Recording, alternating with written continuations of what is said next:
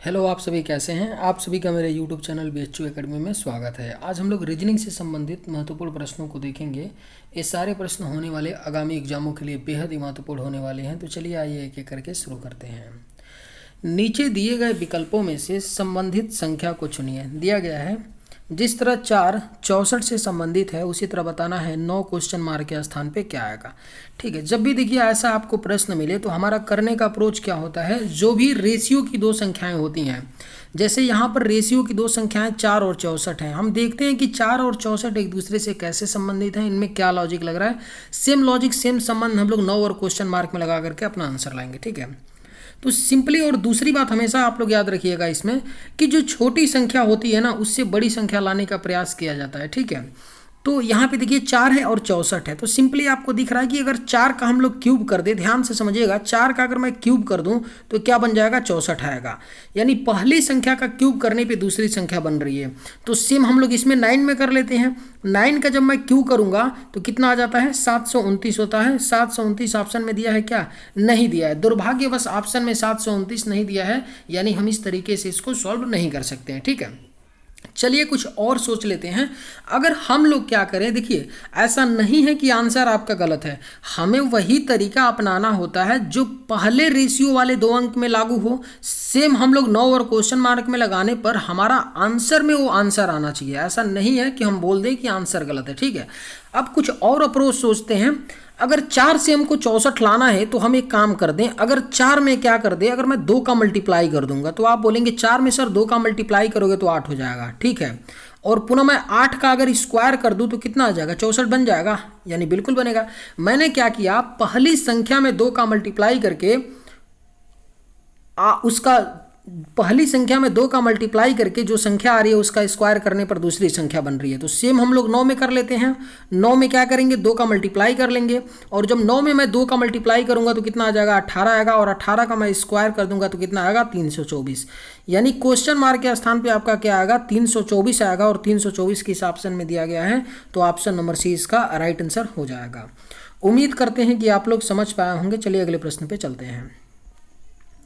नीचे दी गई श्रृंखला श्रेणी में प्रश्नवाचक चिन्ह के स्थान पर कौन सी संख्या आएगी। सीरीज का प्रश्न दिया गया है, क्या दिया है, 16, 32, 8, 48, 6, 60, 5, और क्वेश्चन मार्क के स्थान पे हमें बताना है कि क्या आएगा। ठीक है, देखिए जब भी आपको सीरीज का प्रश्न मिले तो थोड़ा सा ऑब्जर्व करने का प्रयास करिए। ऑब्जर्व करने का प्रयास आप ये करिए, जब आपको ये सीरीज दिखा, मुझे ये सीरीज दिखा, तो मैं देखा कि भाई पहले तो एक छोटी संख्या 16 है, उसके बाद एक बड़ी संख्या 32 आ रही है ना, और उसके बाद 32 के बाद पुनः एक छोटी संख्या 8 आ रही है, और 8 के बाद पुनः एक बड़ी संख्या, यानी एक छोटी संख्या के बाद बड़ी संख्या, बड़ी संख्या के बाद एक छोटी संख्या, ऐसे क्रम बन रहा है। ठीक है, और दूसरी चीज़ अगर आप लोग देखेंगे तो जैसे यहाँ 16 से 32 बना है तो हमें सिंपली दिख रहा है, क्या दिख रहा है, दूसरी चीज़, अगर मैं 16 से 32 देख रहा हूँ, ठीक है, तो 16 से यहाँ तो 32 हो रहा है, समझिएगा। अगर 16 में हम 2 का मल्टीप्लाई कर देंगे तो 32 तो होगा, लेकिन 32 में क्या मल्टीप्लाई करे कि 8 है। मैं बोल रहा हूँ आपसे कि 32 में मैं क्या मल्टीप्लाई करूँ कि 8 है, तो आप बोल रहे हैं सर कुछ भी मत करो, अगर 4 का इसमें 1/4 का मल्टीप्लाई कर दोगे तो 8 आएगा। एग्री हैं आप मेरी बात से? मैं ये बोल रहा हूँ भाई कि 32 में अगर मैं क्या कर दूं, 1/4 का मल्टीप्लाई कर दूं, 1/4 का मल्टीप्लाई करने का मतलब ही होता है क्या, ध्यान से समझिएगा, 1/4 का अगर मैं 32 में मल्टीप्लाई कर दूंगा तो 8 आएगा ना। इस 1/4 का 32 में मल्टीप्लाई करने का मतलब ही क्या हो गया कि मुझे 4 से डिवाइड करना है। भाई बात तो यही लिखा है ना, जब इसी चीज़ को मैं आगे खोलूंगा तो ये क्या हो जाता है, इनटू में चेंज होकर 1/4 आता है। बात समझ पा रहे हैं कि नहीं मैं क्या बताना चाहता हूँ। ठीक है, तो अगर मैं क्या कर दूं, सिंपली 4 से डिवाइड कर दूं, 32 को मैं क्या कर दूं, यहाँ पे 4 से अगर मैं डिवाइड कर देता हूं तो कितना आ जाएगा, आपका 8 आएगा, बिल्कुल आएगा। और पुनः मैं अगली बार क्या कर रहा हूं, 8 में कि 48 आ जाए, 6 का मल्टीप्लाई कर रहा हूं। ठीक है, आगे कहानी बहुत अच्छी बनेगी, देखते जाइए। अगर 8 में मैं 6 का मल्टीप्लाई करूंगा तो 48 आएगा, बिल्कुल आएगा। और पुनः मैं क्या करता हूं कि 48 में 8 का डिवीजन कर देता हूं। 48 में 8 का अगर डिवीजन कर देंगे, भाग दे देंगे तो 6 आएगा, बिल्कुल आएगा। आप कहेंगे बिल्कुल जी सर। ठीक है, पुनः अब 6 से 60 बन रहा है तो कोई बात नहीं, 6 में हम क्या करते हैं, 10 का मल्टीप्लाई कर देते हैं। तो जब 6 में 10 का मल्टीप्लाई करेंगे तो 60 बनेगा, बिल्कुल बनेगा। अब देखिए 60 से क्या करेंगे हम, पुनः 60 में क्या कर देंगे, यहाँ पे तो 60 में अगर मैं क्या कर दूं, 12 का भाग दे दूं, 12 से डिवाइड कर दूं तो 5 आ जाएगा, बिल्कुल आएगा। और पुनः अगली बार अब देखिए हमको क्या करना होगा, तो अब आसानी से आप देख पा रहे होंगे कि पहले तो मैंने 2 का मल्टीप्लाई किया पहली संख्या में, दूसरी बार मैंने 4 का डिवाइड किया है, पुनः अगली बार मैंने 6 का मल्टीप्लाई किया, 2 ज़्यादा से मल्टीप्लाई, पुनः अगली बार 2 ज़्यादा से डिवाइड किया, 6 से ज़्यादा 2, 8, 8 से डिवाइड किया, पुनः अगली बार मैंने क्या किया, 8 से 2 ज़्यादा 10 से मल्टीप्लाई किया, पुनः अगली बार मैंने 10 से 2 ज़्यादा 12 से डिवाइड किया, यानी एक बार गुणा एक बार डिवीजन, एक बार गुणा एक बार डिवीजन। तो अगली बार अब क्या करेंगे, तो गुणा करेंगे, लेकिन कितने का, 2 ज़्यादा हो रहा है, 12 से इस बार 14 का गुणा करेंगे, किसमें, इनटू मल्टीप्लाई करेंगे 14 का 5 में, 14 का 5 में मल्टीप्लाई करेंगे तो 70 आ जाएगा, यानी क्वेश्चन मार्क के स्थान पे आपका क्या आएगा, 70 आएगा, और 70 किस ऑप्शन में दिया गया है, तो ऑप्शन नंबर ए इसका राइट आंसर हो जाएगा। उम्मीद करते हैं कि आप लोग समझ पाए होंगे। चलिए अगले प्रश्न पे चलते हैं। नीचे दिए गए विकल्पों में से विषम संख्या का चयन कीजिए। 4 ऑप्शन दिए गए हैं और 4 ऑप्शन में रेशियो की 2 संख्याएं दी गई हैं। पूछा जा रहा है कि इनमें से एक विषम कौन सा है। देखिए विषम होने का मतलब क्या हुआ, बात समझिएगा। विषम संख्या होने का मतलब ये हुआ कि बाकी भाई जो 4 ऑप्शन में से जो 3 संख्याएं हैं वो किसी न किसी प्रकार से सिमिलर होंगी, तभी तो एक विषम होगा ना भाई। विषम होने का मतलब यही हुआ ना कि 3 किसी न किसी प्रकार से संबंधित होंगी और एक क्या होगा, तभी तो डिफरेंट होगा। तो कुछ भी नहीं करना होता है, हम ये देखते हैं जैसे यहाँ पे रेशियो की 2 संख्याएं हैं ना, तो वही चीज़ हम देखेंगे कि कैसे 30 और 908 संबंधित हैं। अभी मैंने ऊपर बताया कि जो छोटी वाली रेशियो में संख्या होती है ना, उससे बड़ी वाली संख्या को लाने का प्रयास करते हैं। एक एक मेरी बात याद रखिए क्योंकि उसका यूज होता है, ठीक है ना। तो हम ये देखेंगे कि जो पहली संख्या है 25, जैसे यहाँ पे उससे 631 मैं कैसे ला सकता हूँ, यहाँ पे 22 है उससे 490। देखिए हर बार ऐसा नहीं होगा कि छोटी संख्या से बड़ी संख्या लाएंगे, 99% केस में होता है। 1% ऐसा भी आएगा कि बड़ी संख्या से क्या होता है, छोटी संख्या कोरिलेट होता है ना। तो इस बात को याद रखिएगा, ठीक है।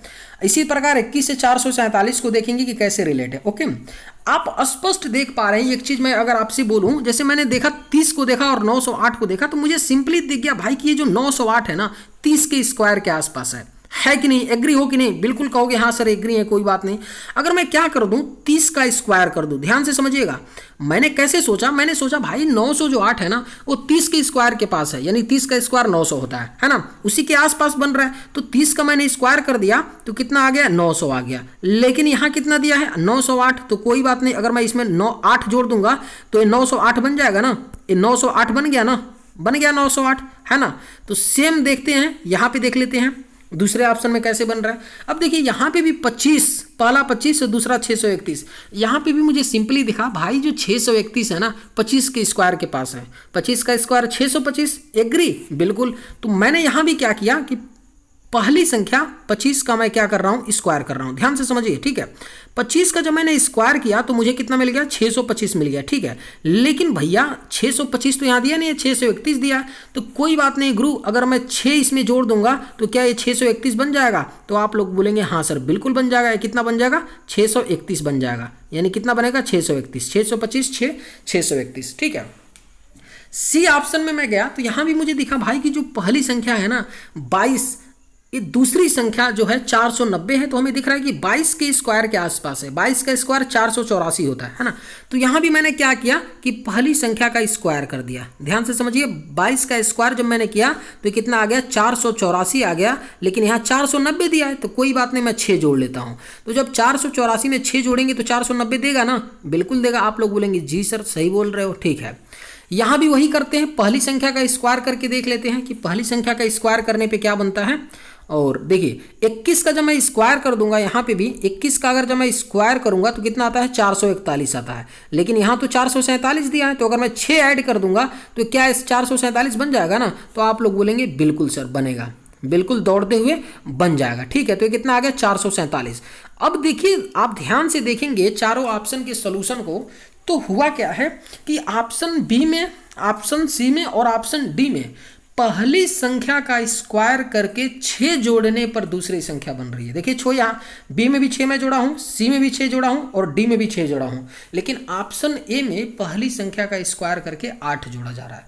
इसलिए ऑप्शन ए क्या है, इनमें से आपका विषम है, यानी करेक्ट आंसर ऑप्शन ए होगा। बाकी बी सी डी में क्या हो रहा है कि पहली संख्या का स्क्वायर करके 6 सब में जोड़ा जा रहा है, इसलिए वो एक समान है। और ऑप्शन ए में ऐसा नहीं हो रहा है, ऑप्शन ए में 2 ज्यादा 8 जोड़ा जा रहा है, इसलिए हमारा राइट आंसर क्या हो जाएगा, option number A will be correct answer. उम्मीद करते हैं कि आप लोग समझ पाए होंगे। चलिए अगले प्रश्न पे चलते हैं। एक निश्चित कूट भाषा में फैंस को JERW लिखा गया है, उस कूट भाषा में हीरो को कैसे लिखा जाएगा।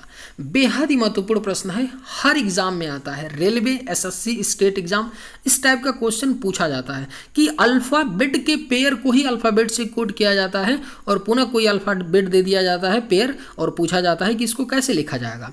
तो सिंपल कुछ भी नहीं होता है भाई, ध्यान दीजिएगा, कुछ भी नहीं होता है। होगा क्या कि जब भी आपको ऐसा क्वेश्चन मिले ना, तो होता क्या है ना, जैसे यहाँ फैंस दिया है ना, FANS, जो फैंस के लेटर है ना, इनके प्लेस वैल्यू में कुछ प्लस या कुछ माइनस करके JERW लिखा गया होगा।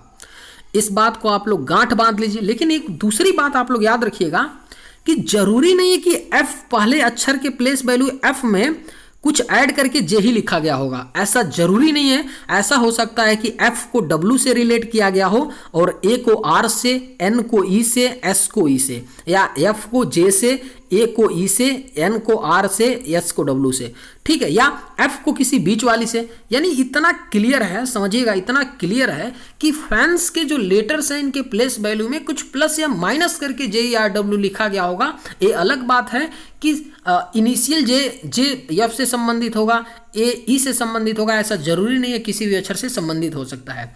लेकिन नॉर्मली जो क्वेश्चंस में आता है ना, वह यही होता है कि आप देखेंगे कि जो इनिशियल वाला होगा ना F, वो J से, पहला पहले से, दूसरा दूसरे से, तीसरा तीसरे से, चौथा चौथे से, या पहला चौथे से, दूसरा तीसरे से और तीसरा दूसरे से और पहला पहले से, या तो ऐसे संबंधित होता है। 99% केस में यही आपका होता है, 2 तरीका, ठीक है।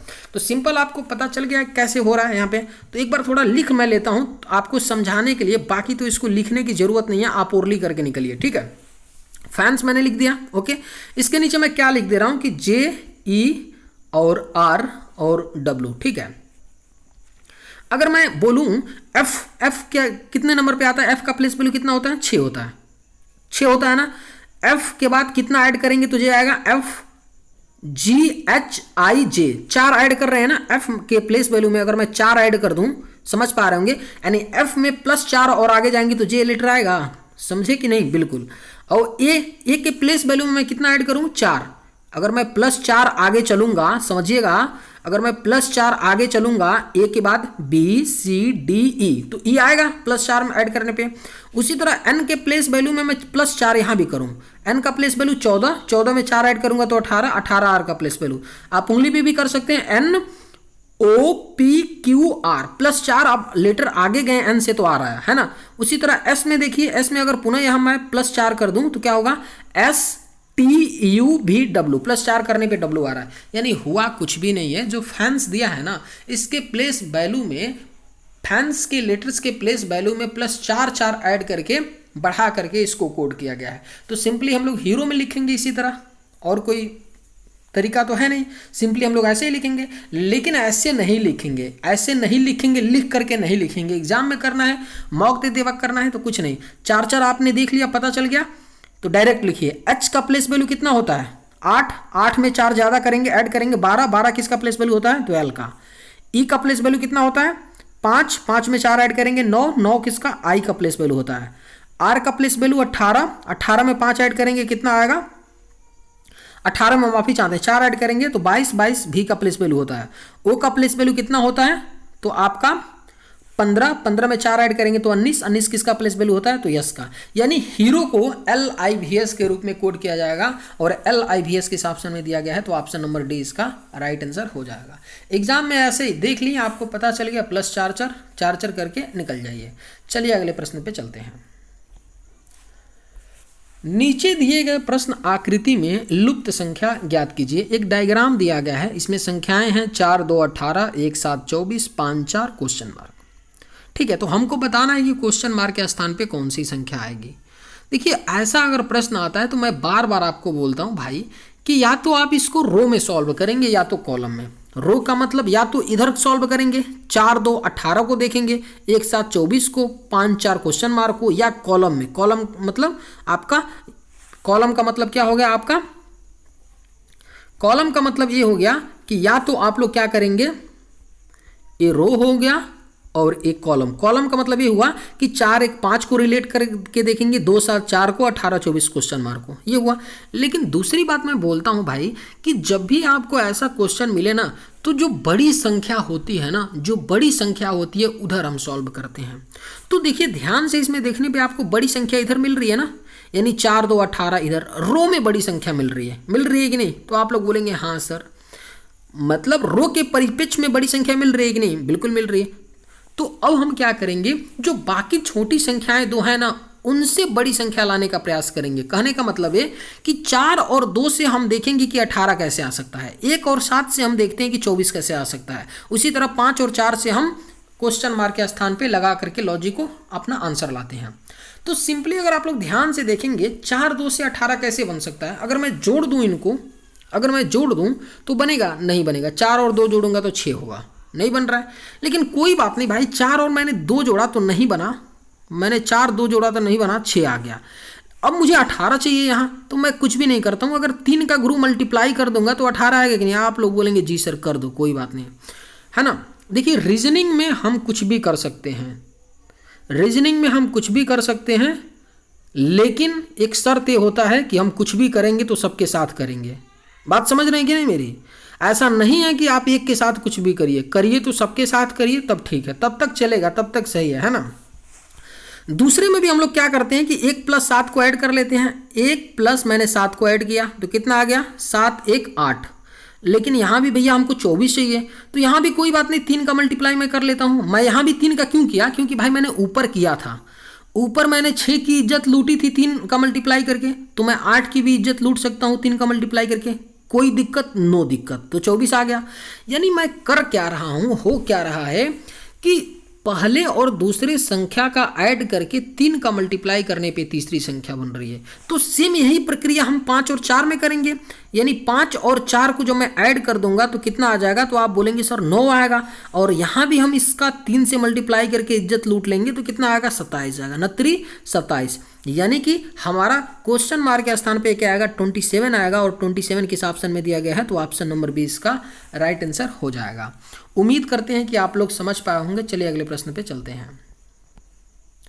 निम्नलिखित में से किस विकल्प में दिए गए शब्दों को तार्किक आधार पर रखा गया है? 5 शब्द दिए गए हैं, इनको पूछा जा रहा है कि कौन से ऑप्शन का जो ऑरेंज है उसमें तार्किक तरीके से इन शब्दों को रखा गया है। ठीक है, पहला शब्द क्या दिया है? अनुच्छेद, दूसरा वाक्य, तीसरा अक्षर, चौथा वाक्यांश, पांचवा शब्द। देखिए जब भी आपको ऐसा प्रश्न मिले ना, तो सबसे पहले आप लोग जो शब्द दिया है ना उसको ध्यान से एक बार पढ़िए, 1 से 2 बार पढ़िए, तभी आपको आइडिया लगेगा कि जो शब्द दिए हैं किस बारे में है। यहाँ पर जब मैंने पढ़ा तो मुझे दिखा भाई शब्द, अक्षर, वाक्यांश, वाक्य, अनुच्छेद, तो मुझे क्लियर हो गया भाई ये जो अक्षर है ना, अक्षर से वाक्य बनता है, शब्द बनता है, शब्द से वाक्य, इसी तरह का कुछ है ना, अनुच्छेद, ऐसे ही वाक्यांश, यानी यही क्रम है। अक्षरों का क्या हो रहा है कि अक्षर से आपका शब्द बनता है, यानी कि ये क्या है? सेंटेंस से रिलेटेड अपना इसको अरेंज करना है ना। तो इतना तो क्लियर हो गया। अब मैं आपसे एक बात पूछूं भाई कि यहाँ दिया है, अक्षर दिया है, मुझे छोटा लगा, और शब्द दिया, तो मैं इन दोनों में से मैं आपसे पूछूं भाई कि छोटा कौन सा है? तो आप लोग बोलेंगे सर अक्षर होगा, क्योंकि अक्षर से शब्द बनता है, शब्द बड़ा होता है अक्षर की अपेक्षा। शब्द में 1 से ज़्यादा अक्षर होते हैं, लेकिन अक्षर में केवल 1 अक्षर होता है। तो सबसे पहले मैं किसको रखूंगा? 3 को रखूंगा। तब किसको मैं रखूंगा? 5 को रखूंगा। ठीक है, अब देखिए, अब ऑप्शन का भी थोड़ा सहारा लीजिए, लेकिन कई दफ़ा इसलिए मैं बोल रहा हूँ आपको ऑप्शन का सहारा लेने का, मैं तो बता दूंगा, लेकिन एग्जाम के पर्सपेक्टिव से मैं बता रहा हूँ, कई दफ़ा आपको पता नहीं चलेगा। ठीक है, कंफ्यूज हो जाइएगा कि 2 लिखने के बाद आके कौन सा हो सकता है, तो उसमें एलिमिनेट ऑप्शन करिए। ऑप्शन सी तो 3 से स्टार्ट नहीं हो रहा है, नहीं, ठीक है, बी भी नहीं हो रहा है, तो मेरे पास दो ही ऑप्शन बच गया है, या तो ए होगा या तो डी होगा। अब मैं आगे देखता हूं, अगर मान लीजिए केवल किसी भी एक ऑप्शन में 3 5 होता तो मैं उसको राइट आंसर लगा के चला जाता आगे, बाकी को चेक करने की जरूरत थी नहीं, टाइम खोटी करने की कोई जरूरत तो है नहीं, बिल्कुल नहीं। अब देखिए अक्षर के बाद शब्द, शब्द के बाद क्या आता है तो वाक्यांश आता है, यानी क्या आ जाएगा 4 नंबर आएगा, और 4 नंबर किस में दिया है ऑप्शन ए में, तो सही ऑप्शन ए हो जाएगा, डी भी एलिमिनेट हो गया। ठीक है, अब वाक्यांश के बाद क्या आता है आपका, तो वाक्य आता है, क्या आता है वाक्य, यानी 2 नंबर, उसके बाद आपका 1, यानी 35 421 इसका सार्थक क्या होगा, एक अनुक्रम होगा जो ऑप्शन ए में दिया गया है। तो राइट आंसर क्या हो जाएगा, option number A will be correct answer. उम्मीद करते हैं कि आप लोग समझ पाए होंगे। चलिए अगले प्रश्न पे चलते हैं। नीचे दिए गए विकल्पों में से संबंधित शब्द को चुनिए। क्या दिया है, जिस तरह ताला चाबी से संबंधित है उसी तरह अपराध क्वेश्चन मार्क के स्थान पे हमको बताना है क्या आएगा। ठीक है, सेम आपका 1 नंबर का सवाल है जो अभी हम लोगों ने ऊपर देखा। अंतर इतना ही है कि वहां पे एक संख्या दी गई थी और यहाँ पे शब्द दिया गया है ना। करने का सेम तरीका है। हम देखेंगे रेशियो में जो 2 शब्द दिए गए हैं ना वो कैसे संबंधित है। सेम संबंध अपराध क्वेश्चन मार्क में लगा के अपना आंसर लाएंगे। सिंपल सा बात है। ठीक है, अब तो इसे आप लोग याद ही रख लीजिएगा। अगर मैं ताला और चाबी को देखूं, ठीक है, ताला और चाबी को देखूं तो जो ताला होता है ना, ताला किससे खुलता है भाई, ताला किससे खुलता है तो चाबी से खुलता है। किससे खुलता है, किससे खुलता है, तो आप लोग बोलेंगे भैया उसके लिए चाबी चाहिए, यानी पहला वाला जो ताला है वो चाबी से खुलता है, दूसरे वाले से खुलता है। उसी तरह अपराध कैसे खुलता है, अपराध कैसे पता चलता है भाई, कैसे पता चलेगा कि अपराध हुआ है, किसने किया है। अपराध के बारे में भैया कैसे पता चलेगा, अपराध के बारे में कैसे पता चलेगा कि किसने किया है, तो उसके लिए क्या करना पड़ेगा, जांच करना पड़ेगा। पुलिस क्या करेगी, जांच करेगी। क्या होगा, जांच करेगी, यानी कि क्वेश्चन मार्क के स्थान पे आपका क्या आएगा, जांच। जिस तरह से ताला चाबी से खुलता है उसी तरह अपराध कैसे पता चलता है कि किसने किया है, तो जब जांच होता है। ऑप्शन को भी ध्यान से देखेंगे तो रहस्य तो होगा नहीं, अपराधी तो होगा नहीं, अपराध सिद्ध तो होगा नहीं, यानी जांच। यानी राइट आंसर क्या हो जाएगा, option number D will be correct answer. उम्मीद करते हैं कि आप लोग समझ पाए होंगे। चलिए अगले प्रश्न पे चलते हैं। एक पासे में 6 फलकों पर PQRSTU है, आर के विपरीत कौन सा अक्षर है। डाइस का प्रश्न है, बेहद ही खूबसूरत प्रश्न होते हैं और बेहद ही आसान होते हैं। डाइस में बहुत ज़्यादा कंसेप्ट नहीं होता है, 2-4 बातें होती हैं। एक बार डाइस आप लोग अच्छे से पढ़ लेंगे, और डाइस नहीं भी पढ़ रहे हैं, अगर प्रैक्टिस कर लेते हैं क्वेश्चनों को, और क्वेश्चनों के प्रैक्टिस करते वक्त जो बताया जाता है पॉइंट्स, अगर उनको भी आप नोट कर लेते हैं तो आप आसानी से डाइस के प्रश्न को कर जाएंगे, मुश्किल नहीं होता है। ठीक है, देखिए 3 डाइस दिया है ना, 3 डाइस दिया है। हम लोग क्या करेंगे, ऐसा 2 डाइस देखेंगे जिसमें एक फलक की संख्याएं कॉमन हो। ठीक है, तो अगर मैं पहले डाइस को देखूं और दूसरे डाइस को देखूं तो इसमें आर कॉमन है। आर कॉमन है कि नहीं, बिल्कुल आर कॉमन है। तो जब देखिए, जब हमें 2 डाइस में 2 फलक की संख्याएं क्या होती हैं, कॉमन मिल जाती है ना, तो हम सबका विपरीत निकाल सकते हैं। कैसे, यहाँ पहले डाइस में आर मिला ना, आर से आप क्लॉकवाइज में चला तो यस पे आया, चला ना, यस लिख दिया मैं, यस पे आया। ठीक है, उसी तरह यहाँ से आर से क्लॉकवाइज चलिए, जब दोनों डाइज में जो कॉमन संख्या मिल गई है ना, अक्षर मिल गया है ना, वहाँ से क्लॉकवाइज चलिए एक बार, तो क्लॉकवाइज चला तो जो संख्या मिला वह एक दूसरे के विपरीत हो गया। एस पहले वाले में मिला और क्यू दूसरे में, तो एस क्या है, क्यू के विपरीत है। ठीक है, अब पुनः यस से मैं क्या करूँगा, क्लॉकवाइज चलूंगा तो किस पे आ जाऊँगा, टी पे, तो मैं टी लिख देता हूँ। ठीक है, उसके बाद पुनः यहाँ से जब मैं क्यू से क्लॉकवाइज चलूंगा तो किस पे आऊँगा, तो आप लोग बोलेंगे पी पे आओगे सर, तो यहाँ से टी के विपरीत क्या आ जाएगा, आपका पी। तो अब हमारे पास बचा कौन सा है, आर बचा है और यू, तो बाय डिफॉल्ट आर क्या होगा, यू के विपरीत होगा। और यही हमसे क्वेश्चन में पूछा है कि आर के विपरीत कौन होगा, तो आपका यू होगा। करेक्ट आंसर ऑप्शन सी हो जाएगा। उम्मीद करते हैं कि आप लोग समझ पाए होंगे। चलिए अगले प्रश्न पे चलते हैं। उस वेन आरेख का चयन करें जो दिए गए वर्गों के बीच संबंध को सर्वोत्तम रूप से दर्शाता है। क्या दिया है, मंत्री, किसान और इंजीनियर। इन 3 शब्दों से हमको एक डायग्राम बनाना है जो इन 3 शब्दों को रिप्रेजेंट करता हो। ठीक है, तो अगर हम मंत्री को देखें, किसान को देखें और इंजीनियर को, तो सबसे पहले मैं क्या करता हूँ, किसान बनाता हूँ। क्या बनाता हूँ, किसान। मैंने यहाँ किसान बना लिया। अब देखिए किसान को मैं के से डिनोट कर रहा हूँ, मैं पूरा नहीं लिखूंगा, देखिए ध्यान दीजिए, एग्जाम में यही सब आप करके टाइम बचाएंगे। किसान लिखने में ज़्यादा टाइम लगेगा, के लिखने में, के लिखने में, के से किसान समझ गए। तो मैं ये बोलूँगा कि भाई किसान के लिए मैं डायग्राम बनाया और मैं बोला कि कुछ किसान ऐसे होंगे जो मंत्री होंगे। एम से क्या किया, मंत्री बना दिया। एम से मैंने क्या किया, तो मंत्री बना दिया। हिंदी में पूरा नहीं लिखा, ठीक है, हिंदी में मैंने पूरा नहीं लिखा। उसके बाद देखिए कुछ किसान ऐसे होंगे जो क्या होंगे, मंत्री होने के साथ साथ इंजीनियर भी होंगे, यानी कि इसे इंजीनियर बना दिया। ठीक है, तो कुछ हमारा इस तरह से डायग्राम बनेगा।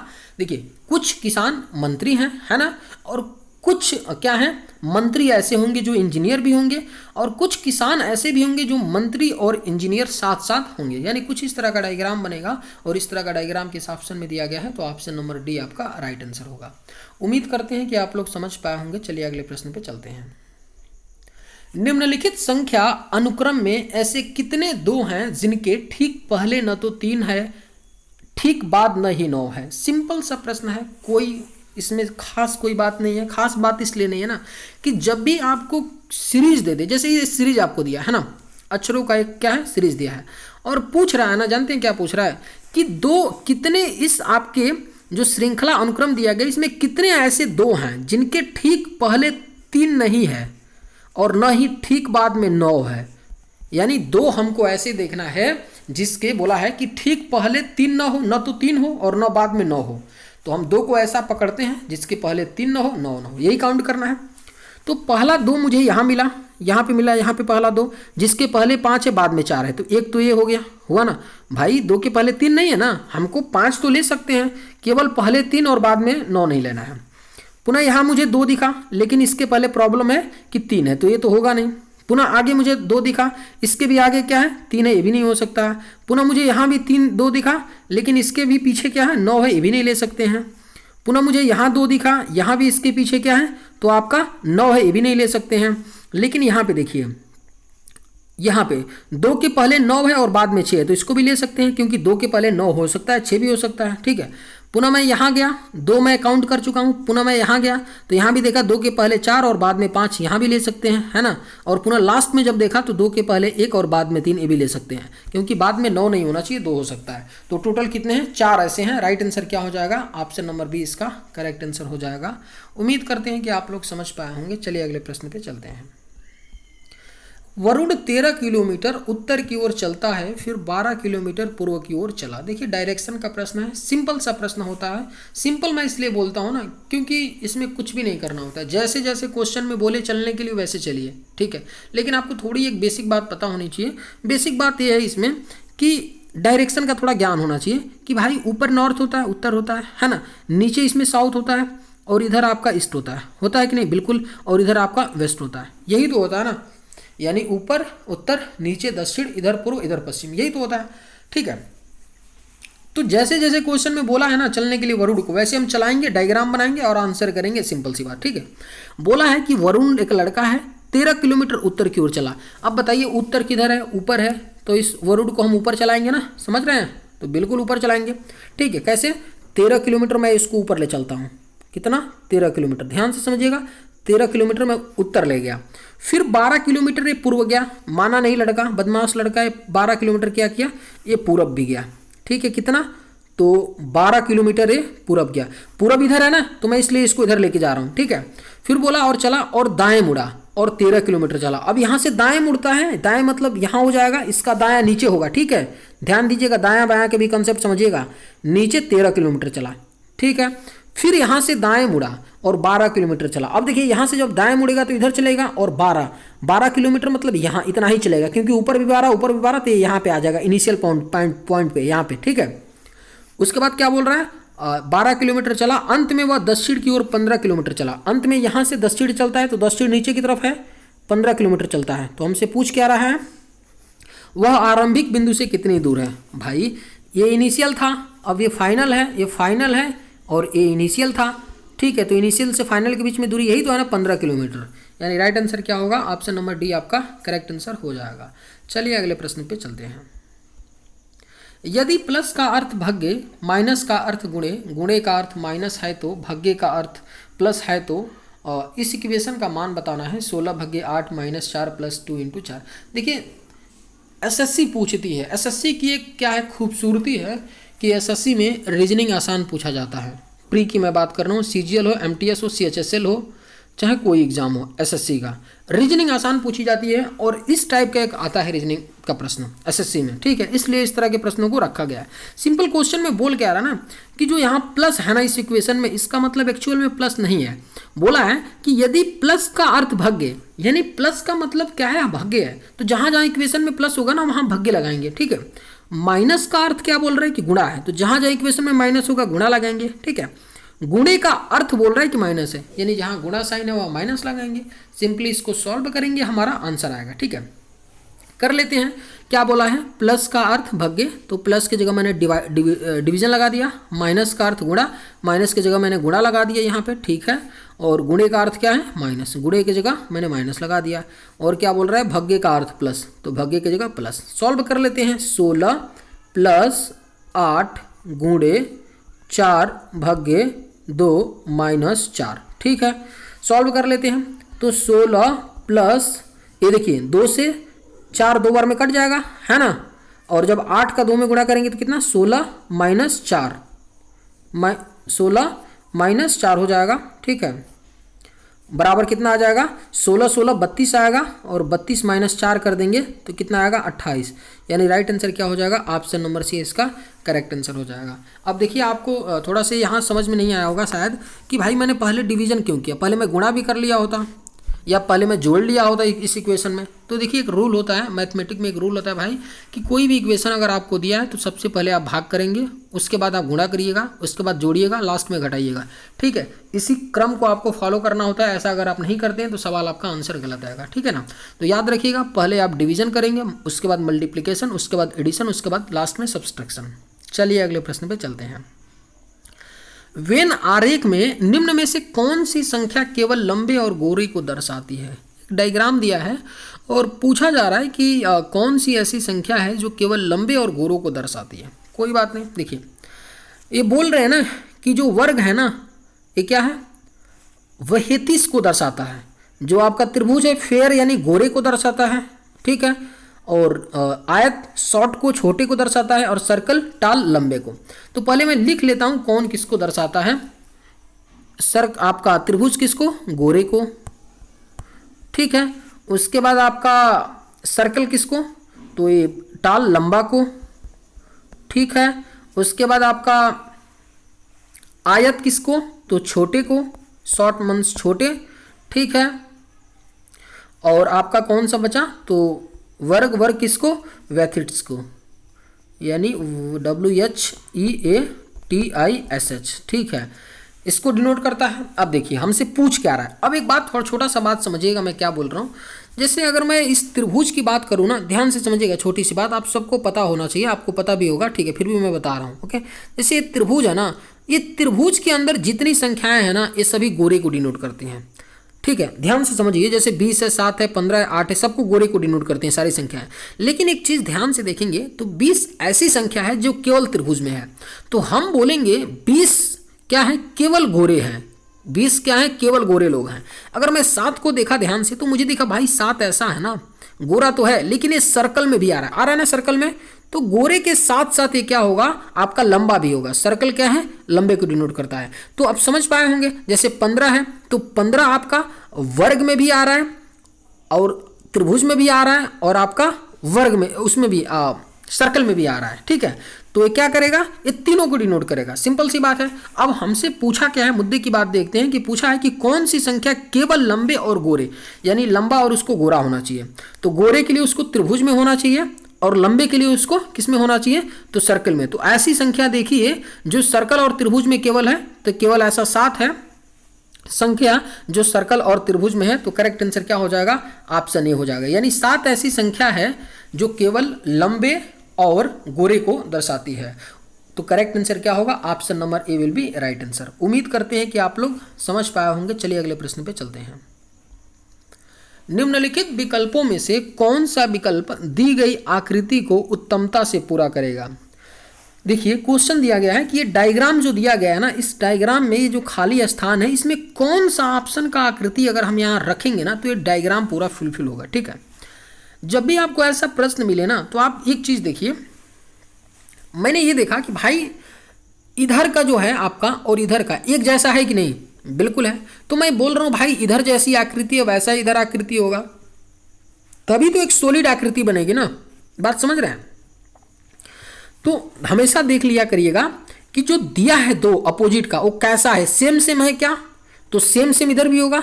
तो अब हमको पता चल गया सेम सेम यानी इसी प्रकार का एक आकृति होगा, और इस प्रकार का आकृति हम ऑप्शन में देख लेते हैं कि कौन सा ऑप्शन है।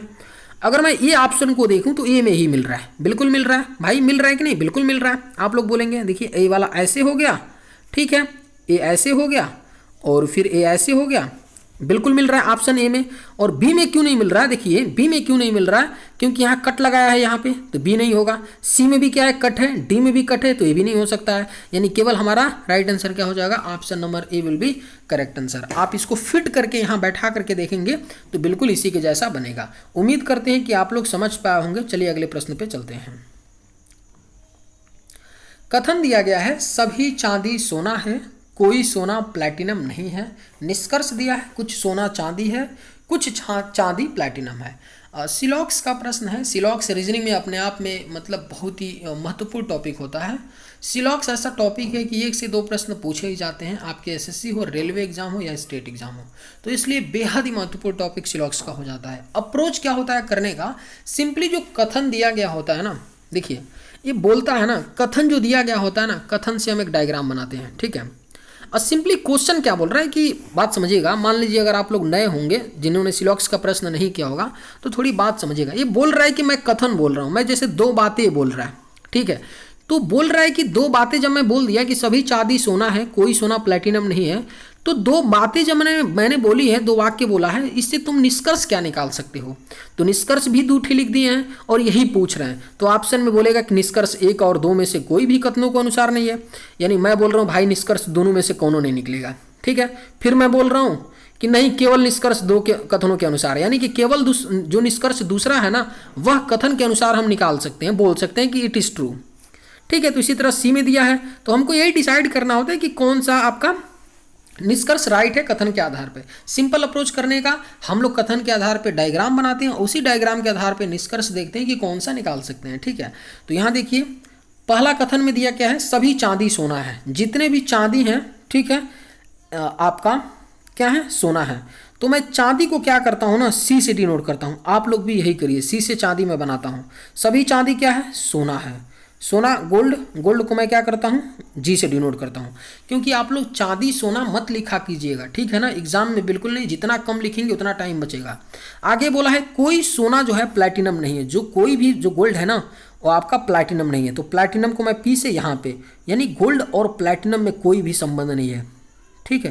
गोल्ड और प्लैटिनम में क्या है, कोई भी संबंध नहीं है। जब भी किसी 2 में संबंध नहीं होता है तो क्या करते हैं, एक अलग बन गया और उनके बीच एक लाइन खींच के क्रॉस लगाते हैं। इसका मतलब ये हुआ कि आपका कोई भी जो सोना है ना वो प्लैटिनम नहीं है, यानी सोना और प्लैटिनम में दूर दूर तक का कोई रिश्ता नहीं है ना।